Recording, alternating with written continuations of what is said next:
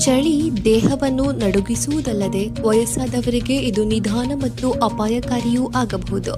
ಶೀತ ಹೆಚ್ಚಾದಂತೆ ಹೃದಯ ಮತ್ತು ರಕ್ತನಾಳಗಳು ಹೆಚ್ಚು ಶ್ರಮಿಸಬೇಕಾಗುತ್ತದೆ. ಹೃದಯ ಬಡಿತ ಹೆಚ್ಚಾಗುತ್ತದೆ, ರಕ್ತದೊತ್ತಡ ಹೆಚ್ಚಾಗುತ್ತದೆ ಮತ್ತು ಒಬ್ಬ ವ್ಯಕ್ತಿಯು ಈಗಾಗಲೇ ಹೃದ್ರೋಗದಿಂದ ಬಳಲುತ್ತಿದ್ದರೆ ಅದು ನೇರವಾಗಿ ಹೃದಯಾಘಾತದ ಅಪಾಯವನ್ನು ಹೆಚ್ಚಿಸುತ್ತದೆ.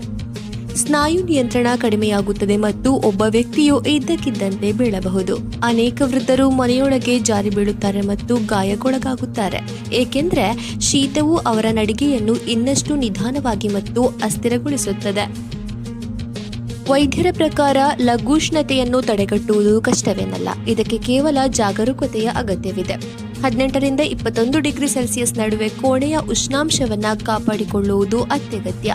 ಅನೇಕ ವೃದ್ಧರು ಒಂದೇ ಬೆಡ್ಶೀಟ್ ಹೊತ್ತುಕೊಂಡು ರಾತ್ರಿಯಿಡೀ ನಡುಗುತ್ತಾರೆ. ಅದಕ್ಕೆ ದಪ್ಪವಾದ ಕಂಬಳಿಯನ್ನು ಬಳಸುವುದು ಸುರಕ್ಷಿತವಾಗಿದೆ. ತಲೆ, ಕೈಗಳು ಮತ್ತು ಪಾದಗಳನ್ನು ಮುಚ್ಚಿಡುವುದು ಬಹಳ ಮುಖ್ಯ, ಏಕೆಂದರೆ ಈ ಭಾಗಗಳಲ್ಲಿ ದೇಹವು ಹೆಚ್ಚು ಶಾಖವನ್ನು ಕಳೆದುಕೊಳ್ಳುತ್ತದೆ.